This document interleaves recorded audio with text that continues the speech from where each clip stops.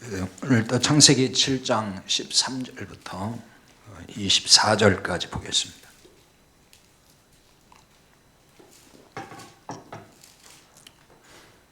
창세기 7장 13절에서 24절까지 다 같이 한 목소리로 봉독하겠습니다.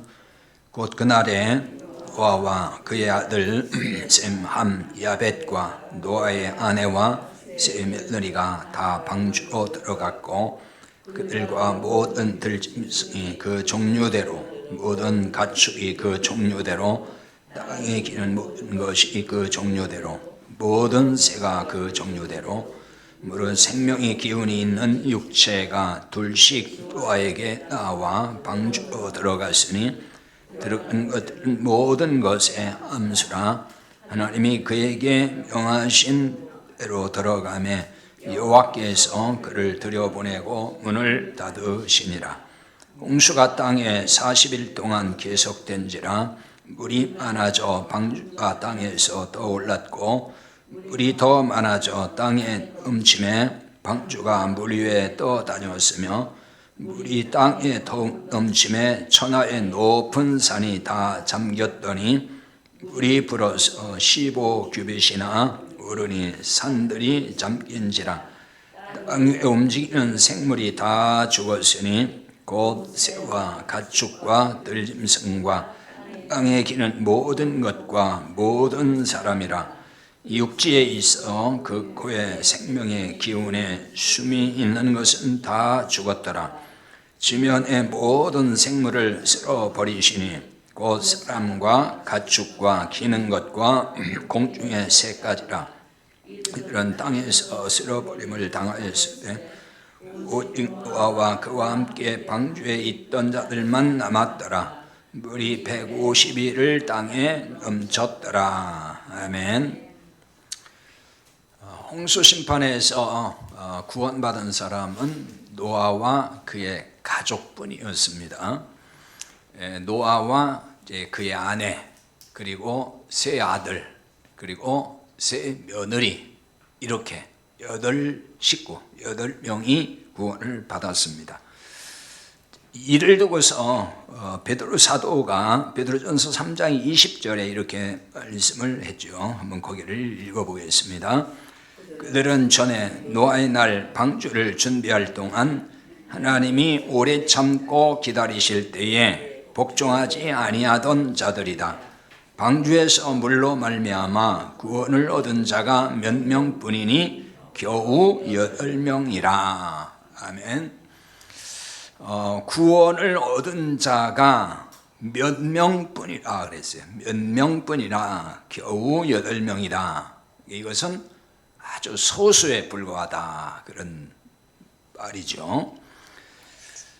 그 시대에 8명은 정말 극소수, 소수 중에 소수라고 할 수가 있습니다.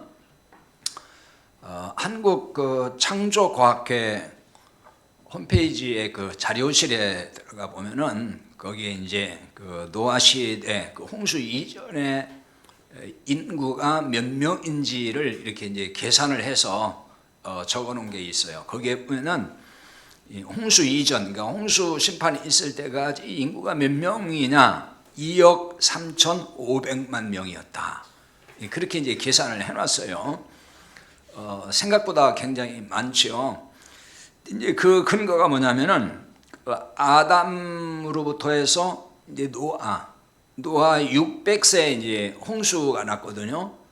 그 기간을 따져 보면은 1656년이라는 기간이 이제 있다는 거죠. 그 기간 동안에 이제 평균 잡아서 이제 6인 가족, 항상 6인 가족을 계산하고 그 다음에 한 세대에 그 100년을 잡은 거예요. 그때는 오래 살았잖아요. 그래서 이제 평균 수명 500년. 뭐 500년 더 넘게 산 사람도 있고 적게 산 사람도 있지만 보통 이제 그렇게 잡아서 그거를 수학적으로 다 계산을 해보니까 그렇게 이제 2억 3,500만 명이 그 시대에 세상에 살고 있었다. 그 얘기거든요. 생각보다 굉장히 많은 사람이 살았던 걸 알 수가 있죠. 뭐 이 숫자는 뭐 그렇게 중요한 건 아니에요. 그러나 이제 그 창조과학회 소위 이제 기독교 과학자들이 그런 걸 한번 계산을 해본 것 같아요. 그러나 이 숫자가 뭐 이렇게 중요하다고 제가 지금 말씀드리는 건 아니고 그냥 참고로 이렇게 그 뭐 2억 명이 넘는 2억 명이 아니더라도 뭐 예를 들어 1억 명이더라도 그렇고 5천 명이라도 그렇죠. 그 중에서 8명만 구원받았다. 그게 충격이라는 거죠. 그렇잖아요. 그 많은 사람이 살았는데 겨우 8명. 그러니까 베드로 사도도 겨우 8명이다. 이렇게 얘기를 한 거예요. 8명밖에 안 됐다. 정말 극소수 중에 극소수만이 구원을 받았다. 이렇게 이제 볼 수 있죠. 성경에서 보여주는 구원받는 사람은 어느 시대나 보면은 다수가 아니고 소수였어요. 이걸 우리가 참고하고 기억할 필요가 있습니다. 소돔 고모라 심판이 있을 때에도 소수만 구원받았어요. 그렇잖아요. 거기 인구가 뭐 몇 명인지는 모르겠습니다. 아무튼 뭐 적지 않은 인구가 살았을 텐데 우리가 알다시피 롯과 그의 2딸만 구원받았습니다. 그 아내는 나오다가 그만 소금기둥이 돼버렸고, 그런데 이제 소돔 고모라는 의인 10명이 없어서 심판받았던 도시예요. 아브라함이 중보기도를 하면서 50명부터 쭉 내려갔잖아요.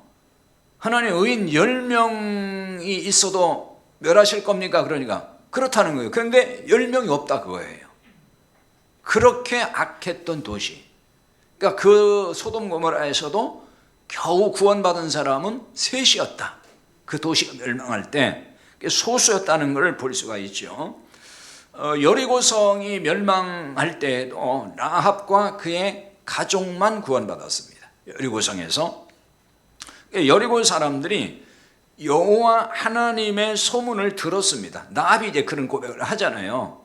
그 하나님에 대한 소문, 하나님의 그 일하심, 어떤 분인지를 들었는데 라합만 그걸 이렇게 믿음으로 반응한 거고 나머지 그 가족 외 나머지는 그걸 믿음으로 반응하지 않았던 거예요. 그래서 라합과 그의 가족만 거기서도 구원을 받았습니다. 예수님은 누가복음 18장 8절에서 인자가 올 때에 세상에서 믿음을 보겠느냐 이렇게 말씀을 하셔요.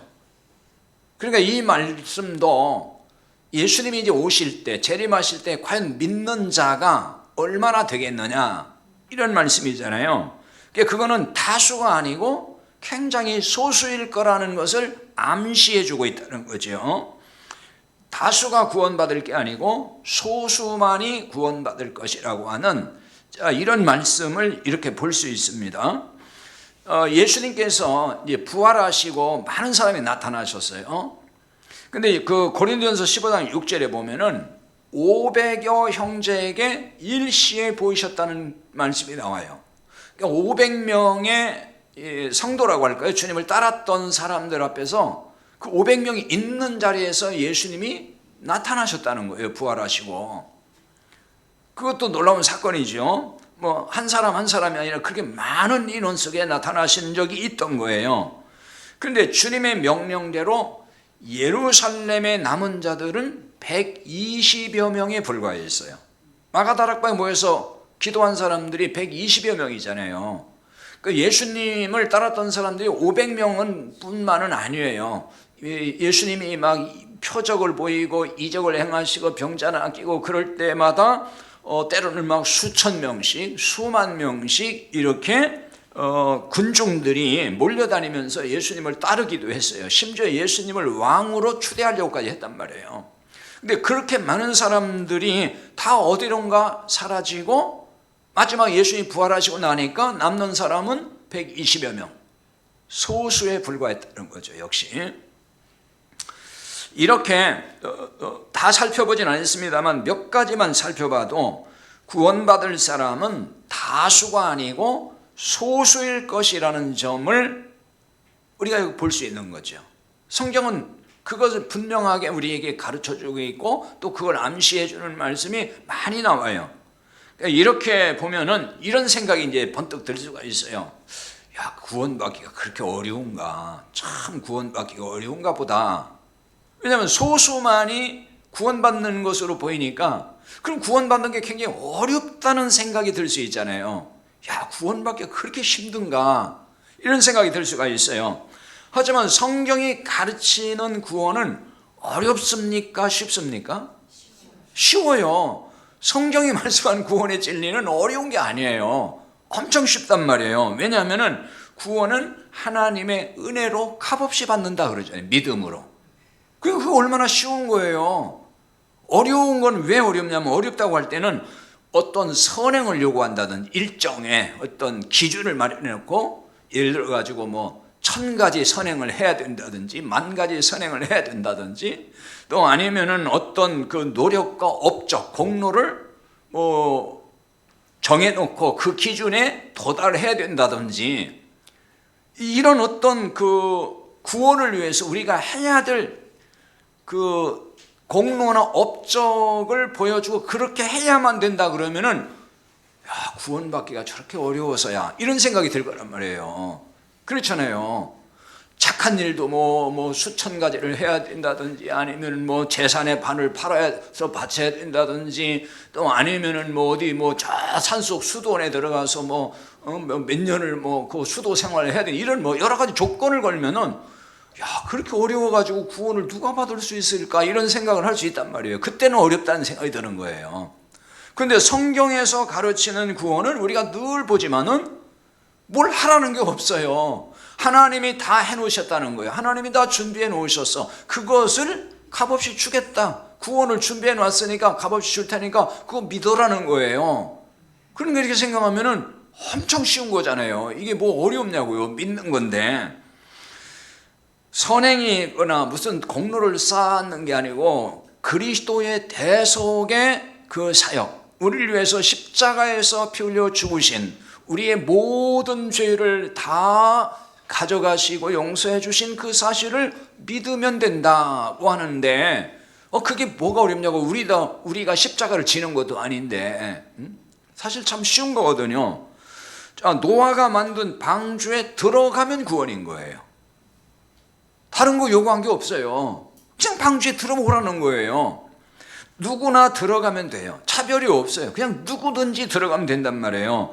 선행과 공로 이런 거 자격 따지지 않으셨어요. 그냥 들어가면 되는 거예요. 어제까지 죄를 지었더라도 오늘 들어가면 됐어요. 그런데 안 들어간 거예요. 이렇게 쉬운데, 이렇게 쉬운 일이잖아요. 그런데 안타깝게도 이 쉬운 구원을 받지 못했다, 그런 얘기입니다. 자, 왜 그럴까요? 참 어떻게 보면 아이러니하다고 할까요? 어려운 것도 아닌데 왜 그거를 사람들이 못 받아들일까? 어쩌면 너무나 쉽기 때문에 그런지도 몰라요. 너무나 쉬워. 말도 안 되는 것 같아. 아니, 어떻게 영원히 구원받고 사는데 믿는다고 되는 거야. 아무것도 안 해도. 그 사람들이 그걸 받아들이기 어려워지는 거예요. 왜냐하면 모든 그 세상의 종교적인 정서 또 바탕이 뭐를 해야만 구원받는다는 논리잖아요, 항상. 그러니까 거기에 너무 우리 익숙해 있다는 거예요. 그러니까 그냥 믿으면 된다, 그게 영 받아들이기가, 그런다고 어떻게 구원을 받지? 이렇게 된단 말이에요. 예를 들어 가지고 제가 여러분에게 갑자기 10억을 준비해가지고, 10억이 있지도 않지만은 10억을 가지고 와서 여러분에게 이거 제가 드리겠습니다. 그러면은 받을 거예요? 안 받을 거예요? 안 받을 것 같아요, 제가 볼 때는. 아니, 예를 들어서 뭐 한 10만 원 줘가면서 이거 가지고 좀 맛있는 거 사드세요. 그러면은 그것도 나다, 아이 그래요, 감사합니다 이럴 텐데, 갑자기 10억을, 아니 왜 10억을 주는 거지? 이 큰 돈을? 이게 뭐가 안 믿어지는 거예요. 너무 큰 걸 줘버리니까. 그런 상태에 빠지는 거예요, 사람들이. 어떤 면에서는. 아니, 모든 죄를 용서해 준다? 아니, 내가 뭔가 죄값을 내가 치른 것도 아니고 뭘 대가를 지불한 것도 아니고 그냥 다 용서해 준다? 에이, 꼭 사기치는 것 같고 거짓말 같은 느낌이 드는 거예요. 어쩌면 이렇게 너무 쉬워서 그런지 몰라요. 값없이 받는 은혜의 복음을 우리가 깨달은 자는 그게 굉장히 쉬워요. 깨닫고 보면 이거구나, 이렇게 쉬운데, 이런 생각이 든단 말이에요. 근데 이제 이게 깨닫기 전에는요, 이게 어려운 거예요, 사실은. 그러니까 못 믿는 거예요. 깨달으면 믿을 거 아닙니까? 근데 아무리 얘기해도 깨닫지 못한 사람은 그게 어려우니까 받아들이기가 어려워지는 거예요. 그 못 받아들이는 거죠. 그러니까 복음의 말씀을 계속 듣다 보면은 깨닫는 날이 올 수가 있어요. 그래서 복음의 말씀을 계속 깨닫지 못한 사람에게는 들려주는 거, 이게 굉장히 중요한 거예요. 어느 날 못 알아듣다가도 알아듣기 시작을 하고, 깨닫지 못했다가도 어느 순간에 깨달을 수가 있어요. 그래서 계속 말씀을 들려주는 게 굉장히 중요합니다. 자, 우리는 복음을 믿고 방주 안에 들어간 하나님의 백성이에요. 우리는 방주 안에 들어간 자와 같은 겁니다. 바꿔 말하면 이게 뭐라겠죠? 그리스도 안에 들어가는 사람이 된 것이다. 그게 같은 얘기예요. 방주 안에 있는 사람은 안전하다는 말씀을 지난번에 드렸어요. 안전합니다. 밖에는 지금 그 홍수로 난리가 나 있지만은 방주 안에 있으면 안전한 거예요. 즉 그리스도 안에 있으면은 안전하다, 그런 얘기입니다.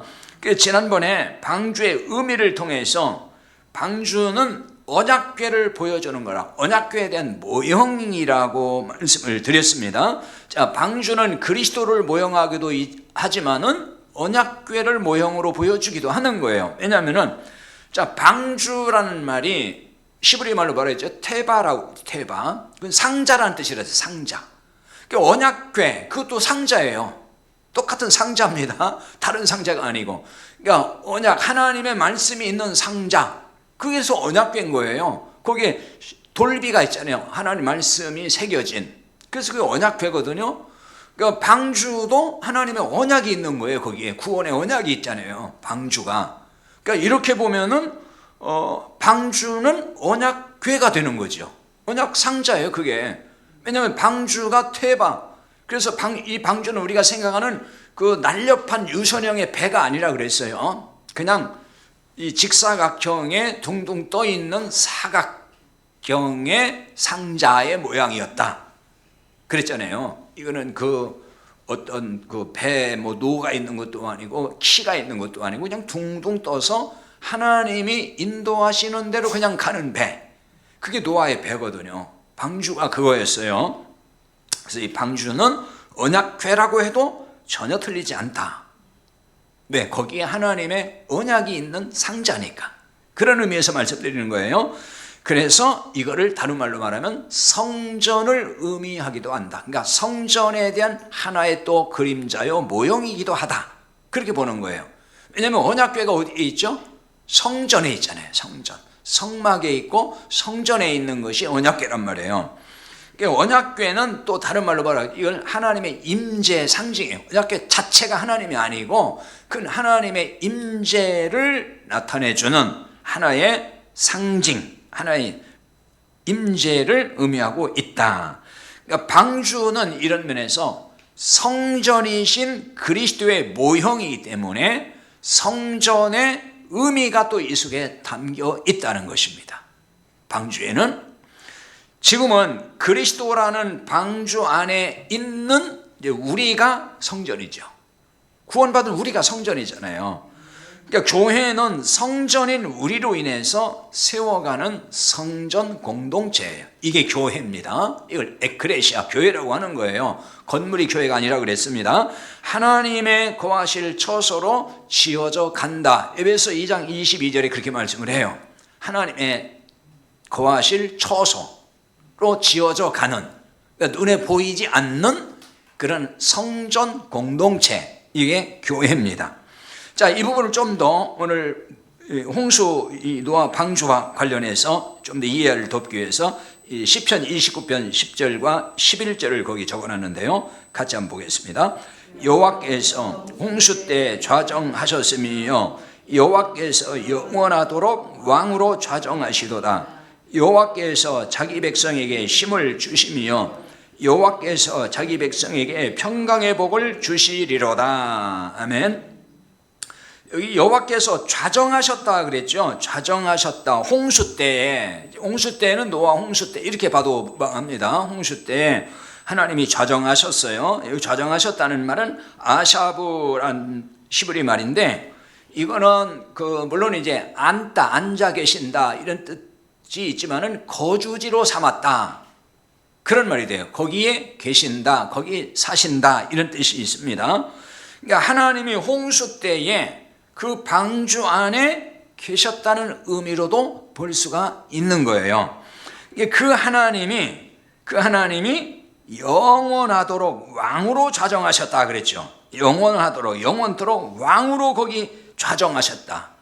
그 방주 안에 영원히 왕으로 거기 계셨다는 거예요. 왕으로 계셨다.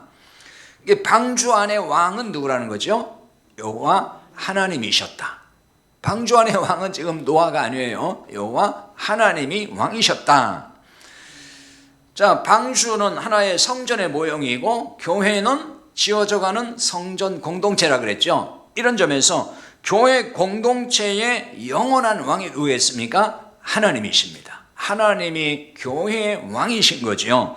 그래서 교회는 어떤 사람도 왕이 될 수가 없어요. 교회는 오로지 왕이신 하나님, 그분이 통치하는 것이고 그분의 통치에 순종하는 공동체가 바로 교회가 되는 것입니다. 사사시대 사람들처럼 자기 소견에 옳은 대로 행하면은 큰 사단이 나고 문제가 생길 수밖에 없어요. 사사기 21장 25절 그거 적어놨는데요. 같이 한번 볼까요? 그때 이스라엘에 왕이 없으므로 사람이 자기의 소견에 옳은 대로 행하였더라. 이게 사사시대의 특징을 한마디로 정리한 거예요. 그러니까 사사기 이게 마지막 장 마지막 절이거든요. 그러니까 사사기를 끝마치면서 이렇게 정리해 놓은 건 뭐냐면은 사사시대가 이러했다는 거예요. 그래서 문제가 많은 때가 사사시대거든요. 굉장히 혼란했잖아요. 혼란스럽고 무질서했고 또 온갖 죄가 관영했던 시대, 어두웠던 시대입니다. 그때 이스라엘에 왕이 없으므로, 물론 이제 이게 그냥 단순히 문자적으로 보면은 이스라엘 사사시대에는 왕정시대가 아니에요. 그리고 왕정시대가 아니라는 의미도 포함되긴 하지만은 여기서 왕이 없다는 얘기는 하나님이 왕이 아닌 상태, 하나님이 없는 상태, 하나님이 이스라엘은 소위 이제 신정국가라 그러잖아요. 그러니까 왕을 세워놔도 사실은 하나님에 의해서 다스리고 통치하는 나라가 사실 이스라엘이에요. 근데 역대 왕들이 그걸 잊어버려서 악한 왕이 돼버리는 거거든요. 자기는 하나님의 그냥 심부름꾼이었는데 자기가 왕이 돼버린 거예요. 하나님이 돼버렸어요. 거기에 문제가 있었습니다. 왕이 없었다, 하나님이 없는 상태. 그러니까 사람들이 왕의 통치를 받아야 되는데 왕의 통치를 안 받는 거잖아요. 그걸 뭐라고 했냐? 자기의 소견, 자기 소견에 옳은 대로 행하였다. 여기 소견이라는 얘기는 우리말로 보면 어떤 자기 의견, 자기 생각 이렇게 이제 생각이 들지만은 여기서 소견이라는 말은 아인이라 그래요. 히브리 말로 이건 눈이라는 뜻이 눈. 그래 좀 쉽게 말하면 시각입니다. 시각. 사람의 각각 자기 시각대로, 자기 관점대로 살았다는 거예요. 그게 무질서고 그것이 악이고 그것이 사실은 타락인 거예요. 자기 소견, 그러니까 자기 시각 눈에 보이는 대로 살아가는 거, 이게 문제거든요. 각각 자기 눈에 보이는 대로 살았던 시대, 그래서 그 시대가 영적으로 암흑했고 혼란스럽고 무질서했던 것입니다. 그러니까 오늘날 또 우리가 하나님의 백성이라 그러면서 다 자기 눈에 보이는 대로 살면은 그게 타락인 거예요. 교회가 마찬가지예요. 교회는 하나님의 관점으로 가는 것, 그게 하나님의 통치 아래 들어가는 거잖아요. 하나님이 보여주시고 하나님 알려주시는 그 시각에서 모든 걸 바라보고 가야 된단 말이에요. 그런데 그걸 무시해버리고 사람 눈에 보이는 대로 그냥 행해버리면은 교회는 교회일 수가 없어요. 간판 그렇다고 교회 되는 거 아니죠. 하나님의 통치 아래 들어가서 다스림을 따라가는, 순종할 때 그게 교회다 하는 것입니다. 방주 안에서 영원한 왕이신 하나님의 통치 아래 있는 사람이 누리는 특권, 하나의 은혜를 누리는 거죠. 그게 있습니다. 그게 이제 아까 시편 29편 10절에서 11절을 읽어봤는데 이제 10절은 아까 그랬죠. 홍수 때 왕으로 좌정하신 하나님이 나왔고 그 뒤에 이제 그 하나님이 주시는 은혜가 11절인 거예요. 시편 29편 11절. 그러니까 거기 다시 보겠습니다. 여호와께서 자기 백성에게 힘을 주심이며 여호와께서 자기 백성에게 평강의 복을 주시리로다. 아멘. 이게 홍수 때 왕으로 좌정하신 그 하나님이 주시는 은혜고 그걸 우리는 누리게 되었다. 그게 복이라는 것입니다. 자기 백성에게 힘을 주신다고 했습니다. 그게 첫 번째 우리가 누리는 은혜고 특권이에요. 힘을 주신다. 그러니까 방주 안에 있는 백성에게 힘을 주신다. 그리스도 안에 있는 우리에게 하나님이 힘을 주신다. 그럼 여기 힘이라는 건 우리가 생각하는 뭐 세상 권력이거나 뭐 세상 능력을 말하는 그 얘기를 하는 게 아니에요. 여기서 힘이라는 말은 오즈라고 하는 히브리 말인데 이거는 의인이 누리는 안전을 비유적으로 묘사할 때 쓰는 말이에요. 의인이 누구예요? 구원받은 성도. 구원받은 성도를 의인이라고 합니다. 의인이 누리는 안전함. 그 안전함을 말할 때 쓰는 말이 오즈입니다. 근데 이걸 우리말로 지금 힘이라고 번역을 했어요. 그래서 거기 참고로 시편 61편 3절을 적어놨는데요. 같이 볼까요? 주는 나의 피난처시요 원수를 피하는 견고한 망대심이니이다.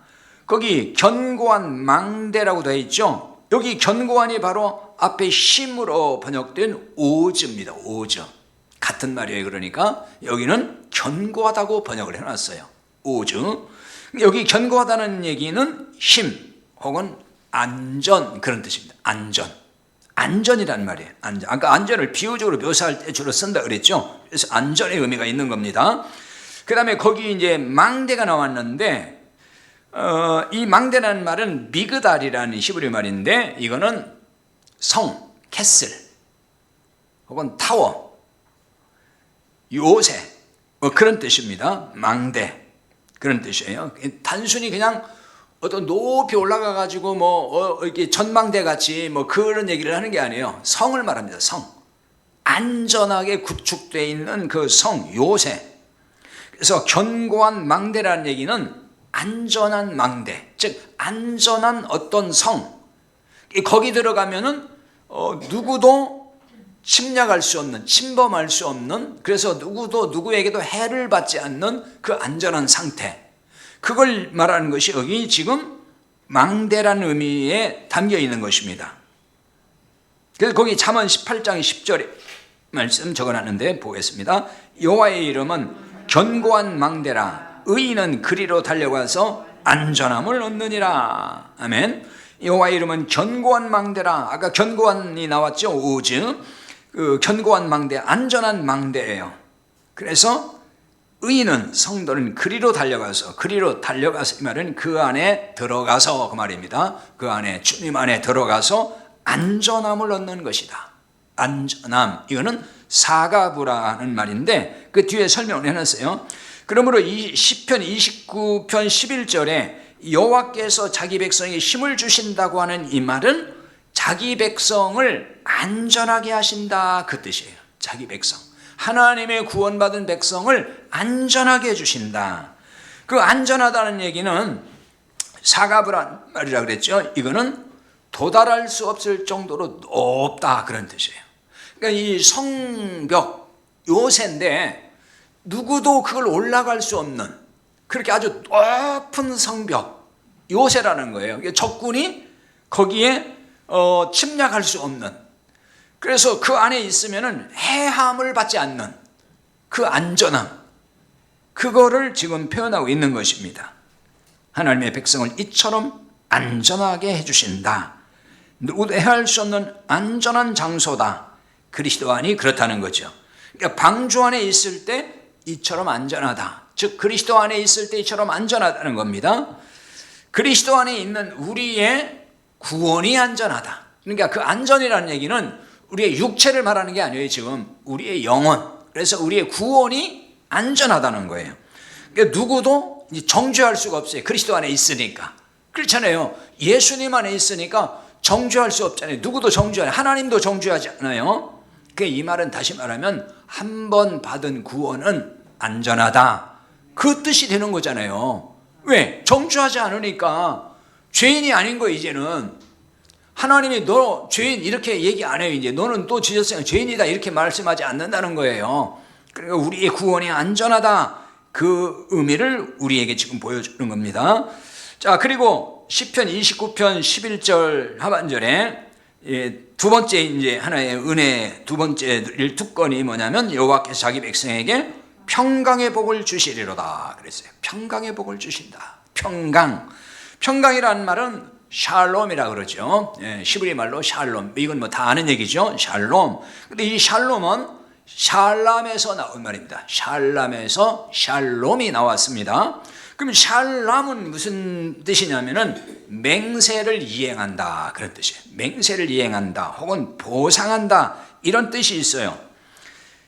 이게 바로 하나님의 통치 아래 사는 성도가 누리는 은혜요 복이라는 거예요. 즉 그리스도 안에서 살아가는 사람들이 누리는 은혜고 복이에요. 이게 무슨 얘기냐면은 맹세를 이행한다.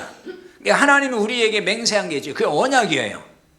언약을 반드시 하나님은 이행하신다는 거예요. 하나님의 약속을 이행하시는 분, 그 약속의 이행을 통해서 우리에게 평강의 복을 누리게 하신다는 거예요. 평강의 복을 누리게 하신다. 하나님은 거짓이 없으시잖아요. 거짓말을 안 하시는 분, 절대 진실하신 분, 속임수가 없습니다. 영원히 신실하신 분이시다. 그런 면에서 우리는 평강을 누리게 된다는 거죠. 왜냐하면 하나님께서 한 번씩, 그래도 가끔은 한 번씩 속임수를 쓴다. 그럼 그 하나님 믿을 수 있어요? 못 믿어요? 못 믿잖아요. 하나님이 대부분은 정직하신데 어쩌다 한 번씩 우리를 속이시는 분이다 그러면은 이번은 또 속이는 거 아니야? 이렇게 될 수 있잖아요. 근데 하나님은 한 번도 우리를 속인 적이 없단 말이에요. 한 번도. 하나님은 그래서 신실하다고 하는 거예요. 그러니까 불안이 없는 거예요. 하나님 앞에는, 하나님의 말씀 앞에는 불안을 가질 필요가 없는 거예요. 왜? 하나님은 거짓말하는 게 아니니까. 그게 평안이라는 거예요. 평강, 샬롬이라는 거예요. 하나님과 나의 관계가 안정적이라는 거죠. 그러니까 하나님과의 관계가 깨지는 게 불안이에요. 근데 하나님과의 관계가 온전해지는, 왜냐하면 하나님이 신실하신 걸 내가 믿고 신뢰하고 그분 안에 있단 말이에요. 우리가 이제 사람과의 관계에서도 자꾸 이게 거짓말하는 사람들, 왜 거짓말을 이게 잘하는 사람들이 있잖아요. 이렇게 뭐 진실한 사람도 있지만은 이 거짓말을 한 번씩 하는 사람들은 때때로 믿음이 안 가잖아요. 저 사람 또 저 말을 어떻게 믿을 수 있나? 이런 생각이 들 때, 그러면 이제 마음이 그 사람이 어떤 약속을 해줘도 마음이 그걸 지킬 때까지는 불안을 하잖아요.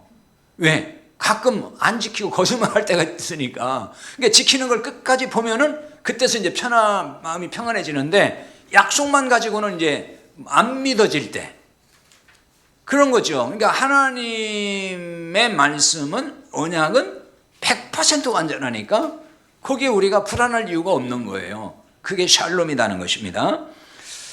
하나님은 언약에 신실하시다는 거. 자, 신명기 7장 9절을 같이 읽어볼까요? 적어놓은 거 보겠습니다. 그런즉 너는 알라, 오직 내 하나님 여호와는 하나님이시요 신실하신 하나님이시라. 아멘. 하나님은 신실하다 그랬죠. 여기 신실하다는 얘기는 히브리 말로 아만이라 그럽니다. 아만. 자, 신약에 와서 아멘이 있죠. 이 아만에서 나온 말이 아멘이에요.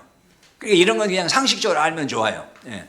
그러니까 모르는 사람들 아멘이 어디서부터 나오는지 알아? 아만이 아만. 그러니까 아만이 무슨 뜻이냐면은 신실하다는 거예요. 신실하다. 그래서 이 아만이라는 말이 확실하다 그런 뜻이 있고, 그 다음에는 지지하다, 지지해준다 그런 뜻이 있어요. 왜? 너무 확실한 사람이요. 그러면 어떻게 지지하잖아요, 우리가. 그 얘기인 거예요. 그래서 이게 믿다란 말이, 믿다 그런 말이 되는 거예요, 이게. 아멘이 뭐예요? 하나님의 말씀은 옳습니다 그거잖아요. 그러니까 그건 내가 믿는다는 얘기잖아요. 지지한다는 얘기잖아요. 하나님 말씀은 제가 전적으로 지지하고 동감합니다. 그런 면에서 우리가 아멘 그런 거예요. 그러니까 이 아멘이 바로 구약의 아만에서 나왔다. 신실하신 하나님 할 때 그 신실하다는 그 단어에서 나온 말이 아멘입니다. 민수기 23장 19절 볼까요? 거기 말씀이 있습니다. 하나님은 사람이 아니시니 거짓말을 하지 않으시고 인생이 아니시니 후회가 없으시도다.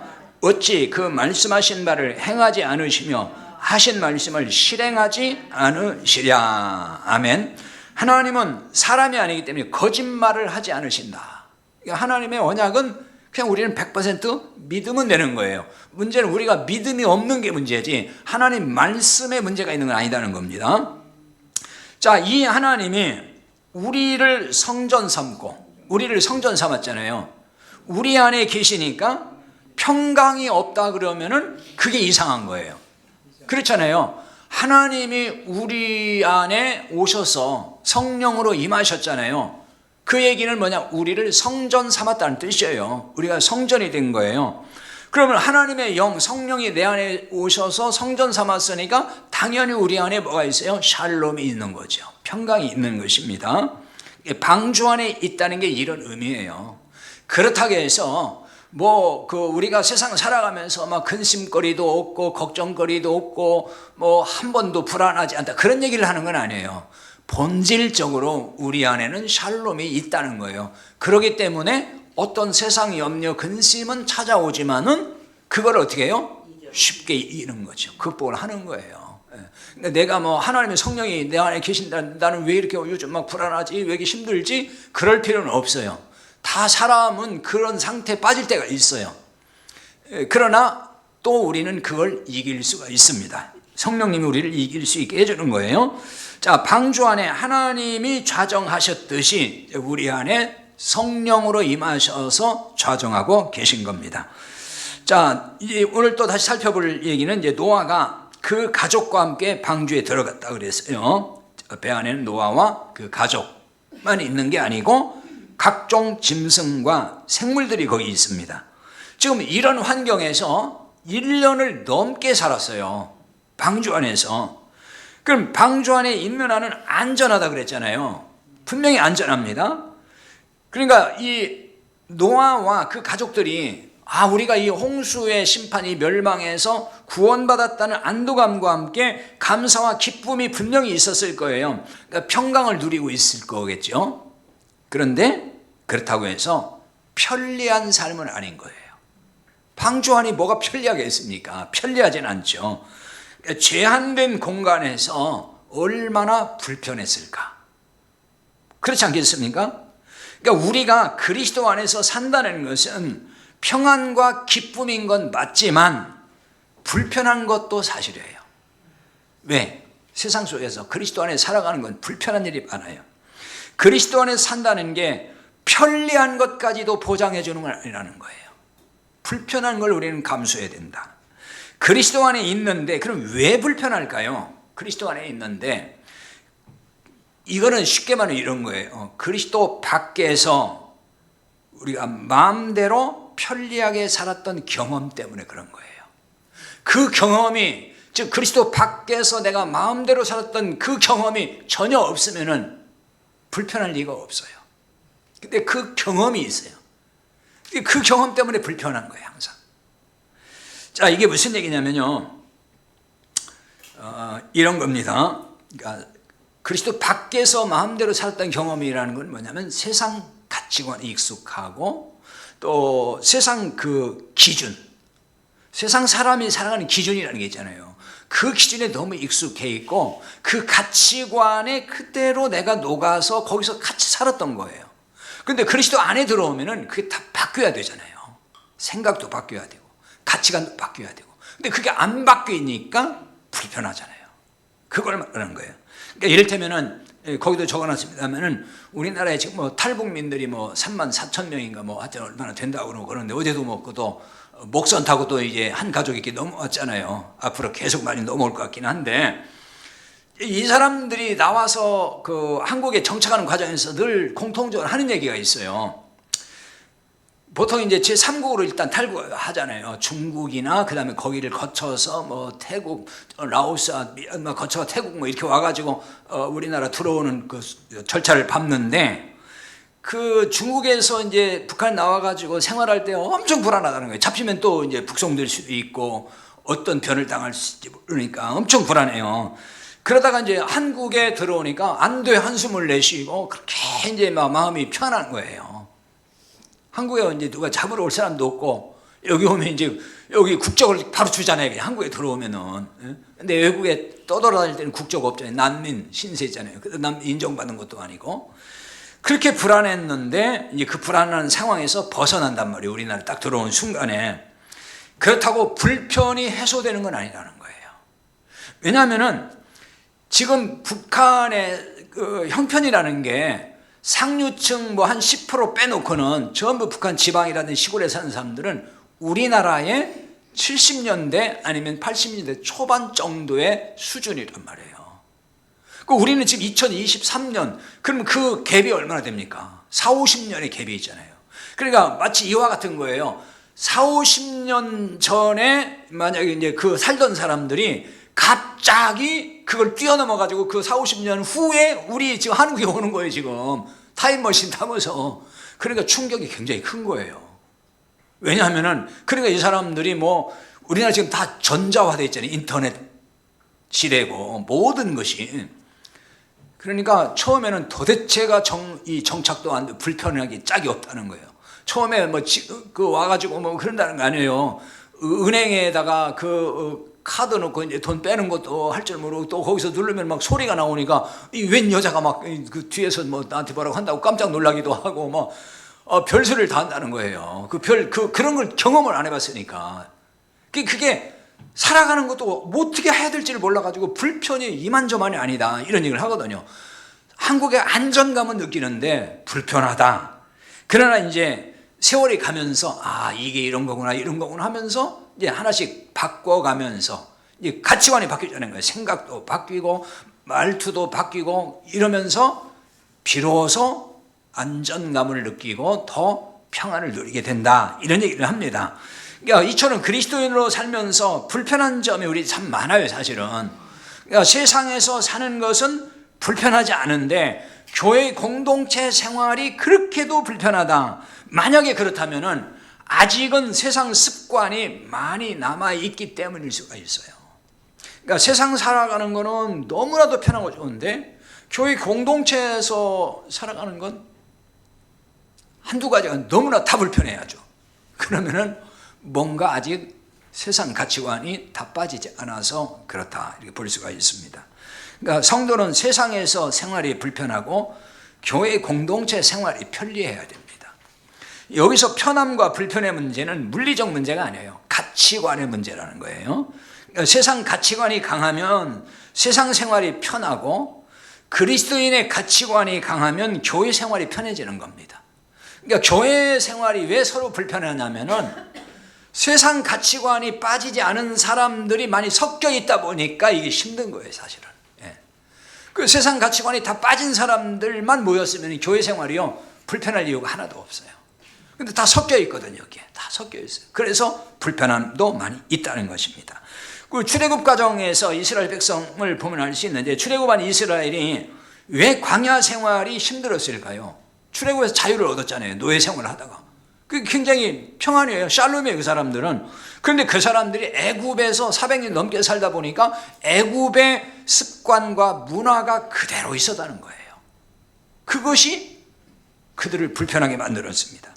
광야 40년 생활을 하잖아요. 그러니까 왜 40년 했냐? 물론 이제 여러 이유가 있지만은 신명기에 보면은 그 중에 하나가 애굽의 잔재를 빼는 기간이었다는 거예요.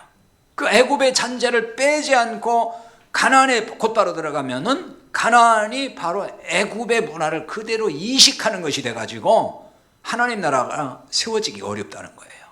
그래서 그걸 빼는 기간이었다.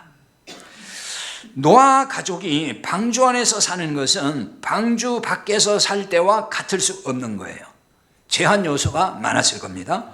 먹는 것부터 하고 싶어도 할 수 없는 것 등 뭐 많은 제한이 있지 않겠습니까? 방주 안이니까. 방주 밖에서 했던 일을 다 내려놓고 마음으로 버려야 되는 거죠. 그래 거기에 익숙해지는 거예요. 그러니까 미련을 가지고 있으면, 즉 방주 밖의 생활에 미련이 너무 많으면은 그 미련이 많으면 많을수록 방주에서 생활은 더 불편하게 느낄 수밖에 없는 거죠. 방주 안에서 생활이 힘들 수밖에 없다는 거예요. 그러니까 방주 안에서 삶은 욕심을 부릴 수가 없는 거예요. 그러니까 그 안에서 욕심을 내려놓고 있어야 사는 거지, 욕심이 계속 있으면 살 수가 없는 거예요.